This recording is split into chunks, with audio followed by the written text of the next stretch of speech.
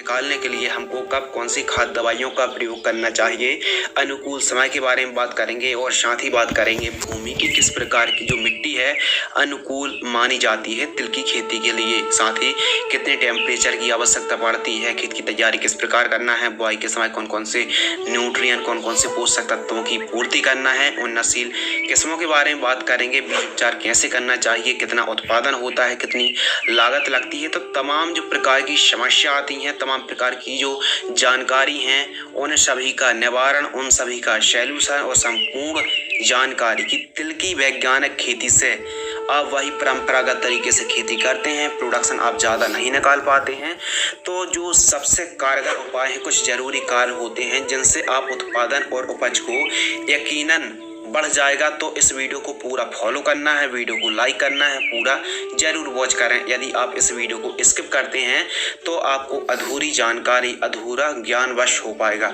तो इस वीडियो के माध्यम से हम तिल की वैज्ञानिक खेती की A to Z जानकारी हम आपके साथ शेयर करने वाले हैं। तो चलिए शुरू करते हैं। सबसे पहले बात करते हैं अनुकूल समय। तो जो तिल की वैज्ञानिक है, तिल एक तिलहनी क्रॉप है और तिल की खेती के लिए जो अनुकूल समय है, गर्मियों पर आप कर सकते हैं इसकी खेती 15 फरवरी से लेकर 15 मार्च, और खरीफ सीजन पर भी इसकी बुआई कर सकते हैं। यदि गर्मियों पर कर रहे हैं तो फरवरी मार्च, और खरीफ सीजन बरसात पर कर रहे हैं तो आप जुलाई महीने पर इसकी बुआई कर सकते हैं। जो सरकार है MSP न्यूनतम समर्थन जो मूल्य है उस पर भी तिल पर सबसे ज़्यादा वृद्धि की गई है। तो यानी गवर्नमेंट, जो इंडियन गवर्नमेंट है, वो भी तिलहनी और दलहनी क्रॉप पर काफ़ी ज़्यादा मतलब सपोर्ट कर रही है, काफ़ी बढ़ावा दे रही है। तो इसका रकबा लगातार बढ़ता जा रहा है। यदि आपने अभी तक तिल की खेती नहीं की है तो इस वीडियो को देखकर ईजिली तरीके से आप तिल की वैज्ञानिक खेती कर सकते हैं। अगले विषय के ऊपर बात करते हैं, भूमि यानी सॉइल।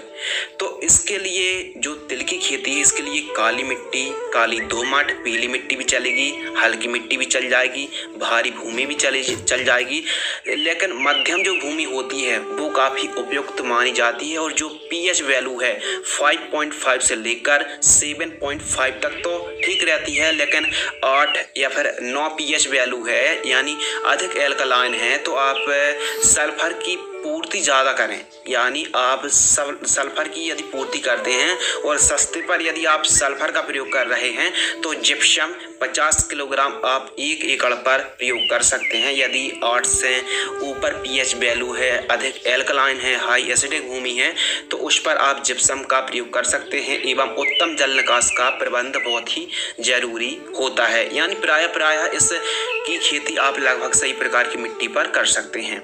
अगला जो विषय है टेम्परेचर यानी तापमान।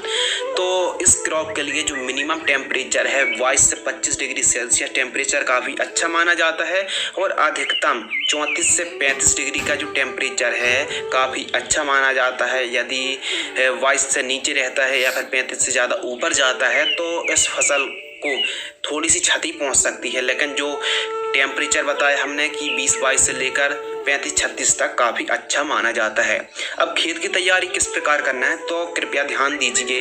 1 से 2 बार मीडियम गहराई में चलने वाली जैसे कल्टीवेटर है या फिर डग फीड है या फिर तोता हल से ठीक तरीके से आपको प्लॉविंग कराना है।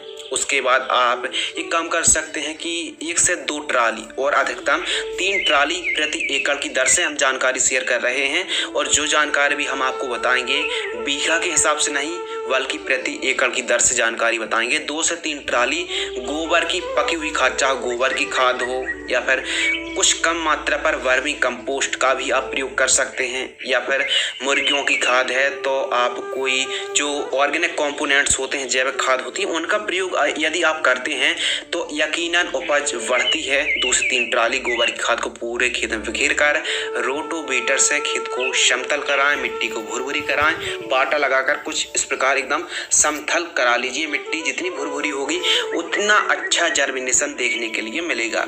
अगले विषय के ऊपर डिस्कशन करते हैं बुआई के समय खाद। जब हम बुआई कर रहे हों तो ज़्यादा से ज़्यादा न्यूट्रिएंट की यदि पूर्ति करते हैं तो उत्पादन यकीनन बढ़ जाएगा। तो कौन कौन सी खाद, कौन कौन से न्यूट्रिएंट की बुआई के समय प्रयोग करना है, आइए सरल शब्दों में समझते हैं। सिंगल सुपर फॉस्फेट जो पाउडर फॉर्म वाली उर्वरक खाद आती है 50 किलोग्राम लेना है, यानी एक बैग इसके साथ DAP di ammonium phosphate 30 kilogram और इसके साथ MOP muriate of potash 20 kg। इन तीनों को आपको मिक्स करना है और पूरे खेत में आपको ब्रॉडकास्ट कर देना है, बिखेर देना है। उसके बाद आपको बुआई कर देनी है। अब बात करते हैं उन्नतशील किस्में।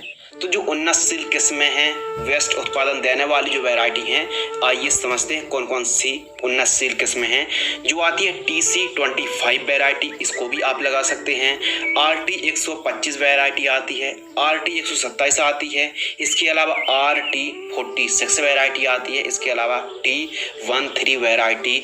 जी उन्नतशील किस्में हैं, अधिक उत्पादन देने वाली वैरायटी हैं, लेकिन हम आपको रेकमेंडेड करेंगे, हम आपको सजेशन देंगे, हम आपको जानकारी देंगे कि जो राज्यों के हिसाब से अनुकूल वैरायटी का ही आपको चुनाव करना चाहिए। एनवायरनमेंट के हिसाब से, टेम्परेचर के हिसाब से, सॉइल के हिसाब से हर वैरायटी हर राज्य के लिए सूटेबल नहीं हो सकती हैं। अपने एरिया के हिसाब से उन्नतशील किस्मों का ही आपको चुनाव करना चाहिए। अब अगले टॉपिक के ऊपर बात करते हैं, प्रति एकड़ सीड्स की रिक्वायरमेंट। यदि हम 1 एकड़ पर तिल की खेती करते हैं और तिल की बुआई करते हैं तो कितने सीड्स की रिक्वायरमेंट पड़ने वाली है?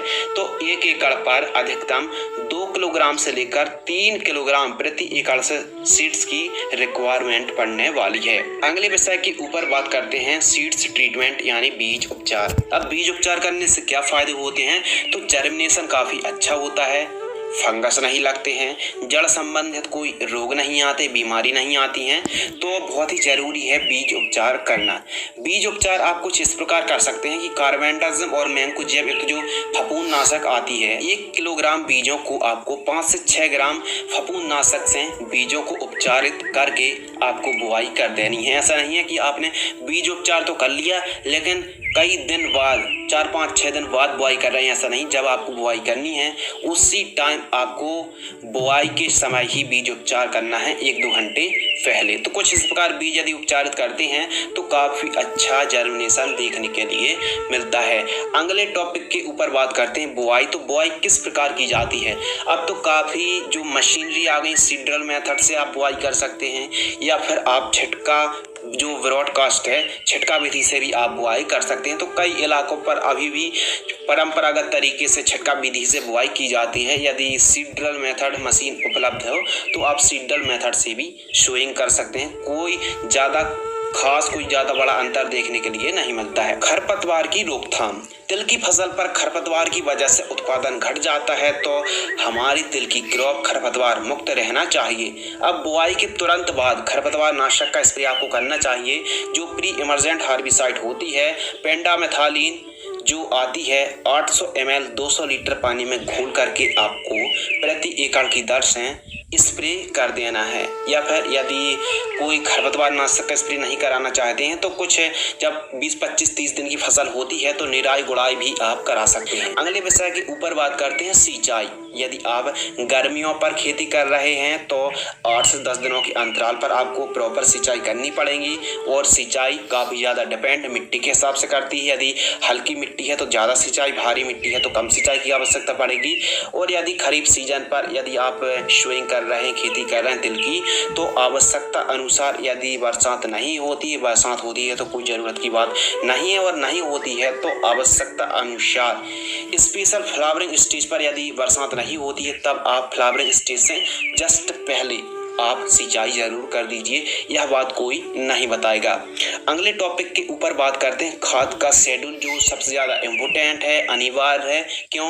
उपज बढ़ाने के लिए। तो खाद शेड्यूल के ऊपर बात करने वाले हैं। तिल की फसल पर यदि आप इन 2 कॉम्बिनेशन को देते हैं तो यकीनन उपज और उत्पादन बढ़ जाएगा। तो फर्स्ट जो खाद है, जैसे ही हमारी फसल बुआई से 20 से 30 दिन के आसपास की होती है तो 40 किलोग्राम यूरिया, 5 किलोग्राम सूक्ष्म पोषक तत्व युक्त खाद किसी अच्छी कंपनी का और 8 किलोग्राम सागरिका दानेदार, इन तीनों को मिक्स करना है। जड़ों के पास देकर आपको सिंचाई कर देनी है। इसके अलावा यदि बरसात पर कर रहे हैं तो खाद को जड़ों के पास दे दीजिए और बरसात पर घुल जाएगी, कोई दिक्कत की बात नहीं है। सेकंड खाद जब 40 से 45 दिन के आसपास की फसल होती है तो 35 किलोग्राम यूरिया और 5 किलोग्राम सल्फर जो 90% आती है। अब सल्फर का फायदा क्या है आइए समझते हैं। तो 40 से 45 दिन की फसल होती है तो तिलहनी फसलों पर तेल की मात्रा बढ़ाती है। जी हाँ, सल्फर से तेल की मात्रा बढ़ जाती है तो हमको हाई यील्ड प्राप्त होगी यदि सल्फर का प्रयोग करते हैं। तो जड़ों के पास देकर आप प्रयोग कर सकते हैं। और जिंक सल्फेट को आप डीएपी के साथ प्रयोग ना करें, यह भी जानकारी हम आपके साथ शेयर कर रहे हैं। ये दो कॉम्बिनेशन को यदि आप तिल की फसल पर देते हैं, आवश्यकता अनुसार पूर्ति करते हैं, फसल के हिसाब से ही न्यूट्रिएंट की पूर्ति करना चाहिए जो हम क्वांटिटी बता रहे हैं। यदि फसल ज़्यादा कमजोर है तो क्वांटिटी घटा और बढ़ा भी सकते हैं। अब अगले टॉपिक के ऊपर बात करते हैं स्प्रे शेड्यूल। अब स्प्रे शेड्यूल जानने से पहले हम समझते हैं कि कौन कौन से कीट, बीमारी, फंगस, डिजीज आते हैं, क्योंकि उन्हीं के हिसाब से हमको उपचारित करना पड़ेगा। तो कीटों की बात करें तो एफिड है, जैसिड है, सेमिलूपर्स है, हरी इल्ली का प्रकोप देखने के लिए मिलता है, फली छेदक का प्रकोप देखने के लिए मिलता है, लीफ स्पॉट आता है, जड़ गलन की समस्या आती है। इसके अलावा दीमक की रोकथाम भी हमको करनी है, पाउडरी मिल्ड्यूड भी आता है, तना छेदक का भी प्रकोप देखने के लिए मिल सकता है। स्पेशल फली स्टेज पर फली छेदक का बड़ी मात्रा पर प्रकोप देखने के लिए मिलता है। तो फर्स्ट जो स्प्रे है, पहले स्प्रे पर हमको जब फसल बुआई से 20 से 25 दिन के आसपास की होती है तो यूपीएल कंपनी का लांसर गोल्ड कीटनाशक को 35 ग्राम लेना है। M45 मैंकोजेब 75% जो फफूंदनाशक आती है 40 ग्राम लेना है। पोषक super plant growth promoter 25 ml, इन तीनों को मिक्स करके 15 लीटर पानी में घोल करके स्प्रे कर देना है। यदि आपको लग रहा है पानी गिरने की संभावना है तो स्टिकर मिलाकर, चिप को मिलाकर ही आपको स्प्रे करना है, जिससे कि हमारा जो घोल है प्रॉपर चिपक जाए। इसके अलावा बात करते हैं सेकंड स्प्रे। तो जो सेकंड स्प्रे है जब फसल बुआई से 40 से 50 दिन के आसपास की होती है तो वायर कंपनी की सोलेमन इंसेक्टिसाइड 12 ml, स्वाधीन फंगिसाइड 40 ग्राम और फेंटेक प्लस जो टॉनिक है जो कि फल और फूलों की संख्या बढ़ाएगी, फलियों की संख्या बढ़ाएगी, तो आपको 10 ml लेना है। इन तीनों को मिक्स करके आपको 15 लीटर पानी में मिक्स करके स्प्रे आप कर सकते हैं। तिल की फसल पर दानों का चमक बढ़ाने के लिए, दानों का भराव अच्छा हो, तो जैसे ही 55 दिन के आसपास की होती है हमारी फसल तो बोरॉन 25 ग्राम लेना है, NPK 0050 100 ग्राम लेना है, 15 लीटर पानी में घोल करके छिड़काव कर देना है। इससे क्या होगा कि दानों का भराव भी अच्छा होगा और चमक भी बढ़ेगी। और स्पेशल एक बात याद रखिए, यदि आप तिल की खेती कर रहे हैं तो सल्फर की जरूर पूर्ति करें। तो सल्फर का प्रयोग करने से तेल की मात्रा, तेल की क्वांटिटी बढ़ जाती है। अगले टॉपिक के ऊपर बात करते हैं उत्पादन। यदि हम तिल की खेती 1 एकड़ पर बुआई करते हैं तो 4 क्विंटल से लेकर 6 क्विंटल प्रति एकड़ की दर से उत्पादन आप निकाल सकते हैं। यदि आप इस प्रकार वैज्ञानिक तरीके से खेती करते हैं तो उत्पादन बढ़ने वाला है। 5 से 6 क्विंटल आप 1 एकड़ से उत्पादन निकाल सकते हैं। बस आप उन्नतशील किस्मों का ही चुनाव करें। लाइफ साइकिल के ऊपर बात करते हैं तो यह जो वैरायटी, कुछ वैरायटी 80 से 85 दिनों में तैयार हो जाती हैं, तो वहीं कुछ वैरायटी 100 से लेकर 105 दिन अधिकतम का टाइम लेती हैं। तो ओवरऑल माना जाए तो कुछ वैरायटी 80 दिनों पर और कुछ वैरायटी 100-110 दिन तक लग सकता है टाइमिंग। लागत के ऊपर बात करें तो 1 एकड़ पर जो खर्च आने वाला है 10,000 रुपये से लेकर 12,000 रुपये प्रति एकड़ की दर से कॉस्ट आ सकती है। इससे ज़्यादा बिल्कुल भी नहीं आती है। बाजार भाव के ऊपर बात करें, मंडी भाव के ऊपर बात करें तो जो प्रति क्विंटल की कीमतें हैं 8,000 रुपये से लेकर 12,000 रुपये प्रति क्विंटल की दर से हमारी उपज बिकती है। मुनाफा के ऊपर बात कर लेते हैं तो जो मुनाफा है लागत को काटकर भी आप 1 एकड़ से 40 से 50,000 रुपये प्रति आप एकड़ से कमाई कर सकते हैं। तो इस प्रकार यदि आप तिल की खेती करते हैं, आवश्यकता अनुसार न्यूट्रिएंट की पूर्ति करते हैं, तो आप यकीन के साथ एक बात मान लीजिए कि आप तिल की खेती से भी काफ़ी अच्छी उपज के साथ साथ काफ़ी अच्छा मुनाफा निकाल सकते हैं। तिल की क्रॉप पर एक और समस्या आती है। तिल की फसल जब फली स्टेज पर होती है तो जो हरे तोते होते हैं वो काफ़ी ज़्यादा नुकसान पहुंचाते हैं, काफ़ी ज़्यादा क्षति पहुंचाते हैं। तो जब फली स्टेज पर होती, दाने भर रहे होते हैं, तो उस समय हरे तोते की रखवाली करना, देखभाल करना और प्रॉपर हमारे क्रॉप पर नुकसान ना पहुँचाएँ, क्योंकि फलियों को खा जाते हैं, काफ़ी ज़्यादा नुकसान पहुँचाते हैं। तो देख रेख सुबह शाम करना बहुत ही ज़रूरी होता है।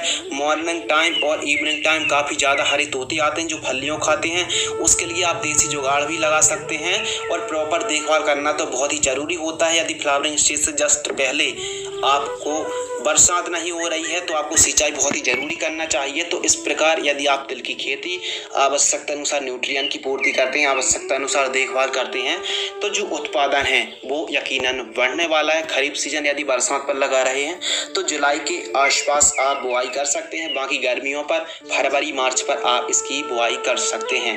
आप क्या तिल की खेती करते हैं या फिर नहीं करते हैं, कमेंट सेक्शन में